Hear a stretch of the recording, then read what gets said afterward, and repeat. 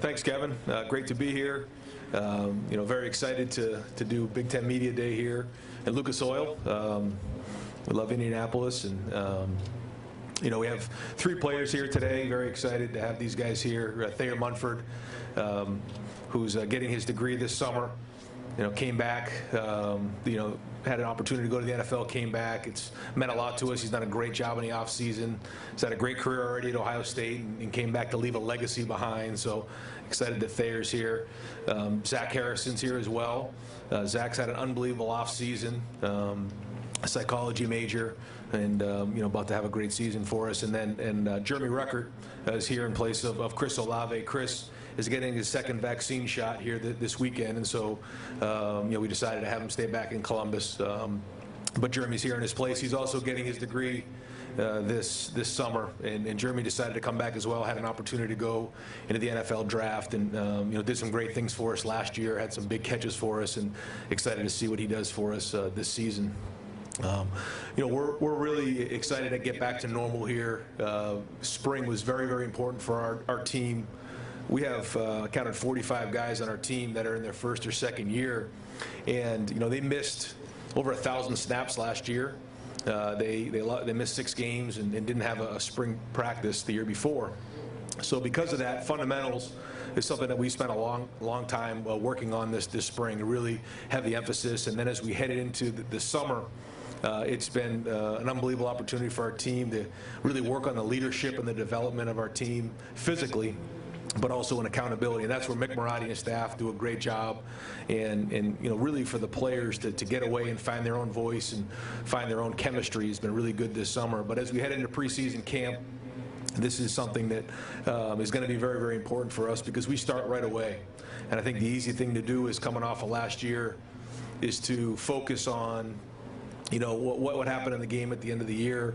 How do we get back to the national championship game? But more importantly this year, it's going to be how do we win that first game at Minnesota with a young team? We're going to have a young quarterback, and we have to start the season really strong. So this preseason is going to be very, very important to us. We have to really come out of the gates strong and harden ourselves as we head into the first game. So looking forward to that, and it's going to be a long way all the way to the end of the season. So we get started here in a couple weeks, and with that, I'll take any questions. Thank you, Coach. We'll start here with Bill. Just raise your hand, Bill, so she can see it. Thank you. All right, you're no stranger to this stadium, and as you know, the College Football Playoff Championship game is here. I know you're looking one day at a time and not at January. But what do you have to do? How does your team have to develop to get to this point? And how good do you feel about your team right now? I feel good about the team. I feel good that we have some veteran groups, but I think that there's also some inexperience in some areas. And so it sounds like coach talk, but in order to get back here, which it's been tremendous for us to get here, is we have to figure out a way to win the first game. Otherwise, it doesn't matter. And how is that going to happen? It happens with an unbelievable preseason and staying in the moment. And that's been our mantra there at Ohio State for a long time, is to stay in the moment, not get too worried about what happened yesterday, not get too far out in front of you in terms of worrying about, playing in championship games.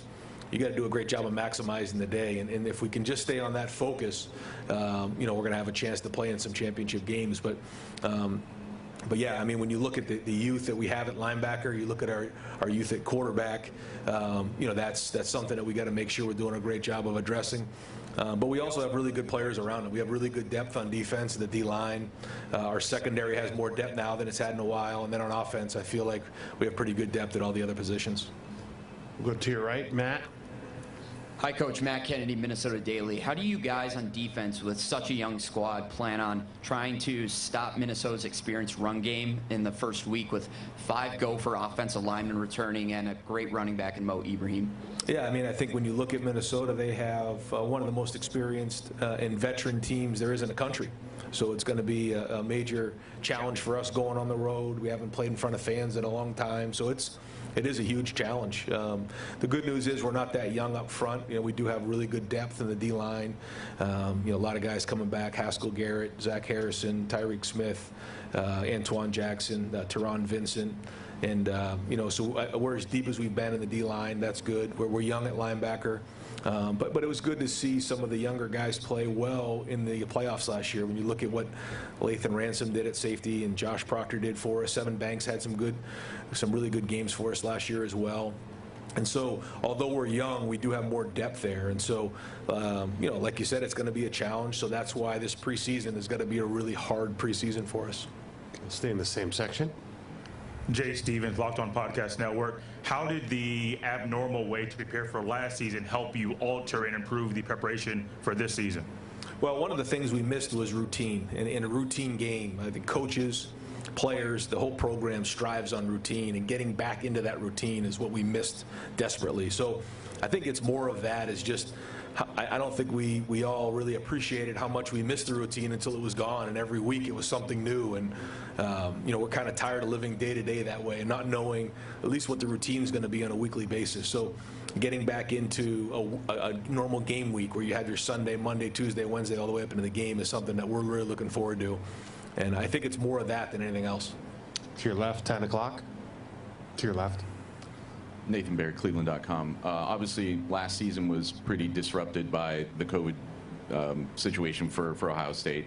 And you mentioned Chris getting his vaccination this weekend. Just curious, what kind of advice or approach are you taking with the vaccinations, and where do things stand with the team right now?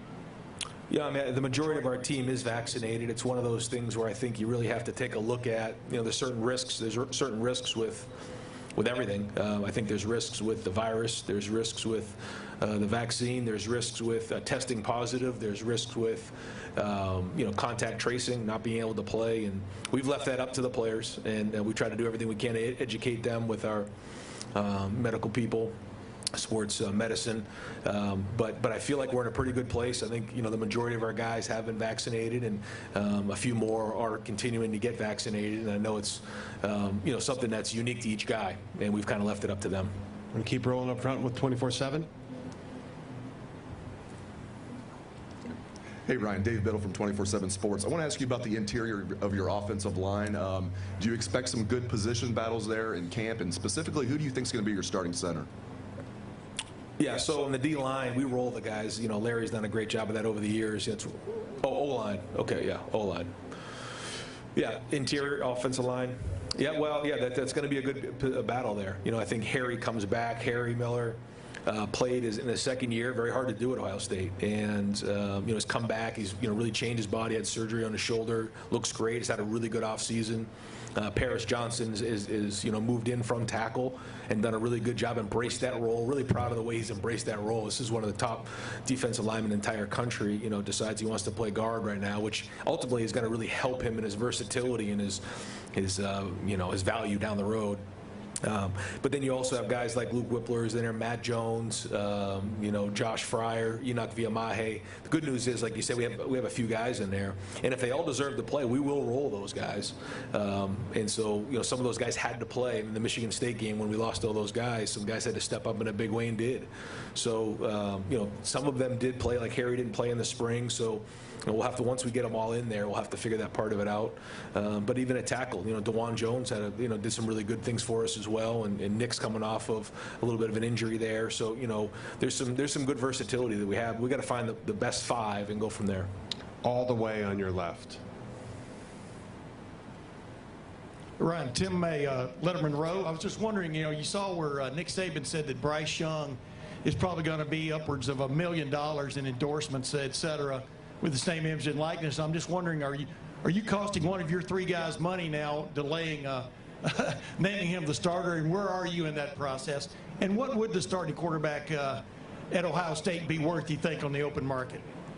There was a lot of talk about projections last year, coming off of last year with what Justin, had the opportunity to make, and certainly those were big numbers, but it didn't happen. So we'll see when it all does come to fruition. I think that stuff will happen naturally, and I think the focus for all those guys just has to be, development. And if they're worried about starting, if they're worried about money, then they're worried about the wrong things. Those things happen and they'll come naturally. But I do think that we need to consider down the road, somewhere along the line, maybe it's a year from now, figuring out how we spread some of that money out, because certainly the quarterback at Ohio State is going to have unbelievable opportunity. The wide receiver, the running back, there's going to be certain positions when you combine the brand of Ohio State, you combine the brand of Ohio State football, you combine the city of Columbus with our social media presence, it's like the perfect alignment. And so the opportunity for our guys is going to be unlike anywhere else in the country. However, how do we find ways to make sure we disseminate that throughout the team? Because, there's a lot of guys out there who are also playing football. There's guys who are blocking for the quarterback. There's guys who are covering the wide receivers. And while it's tricky and I don't really have quite the answer, I know that there's got to be some sort of formula down the road that we can consider. We'll keep moving to your right. Hey, good morning, Coach. Mike Moore with On the Move with Sports Kells.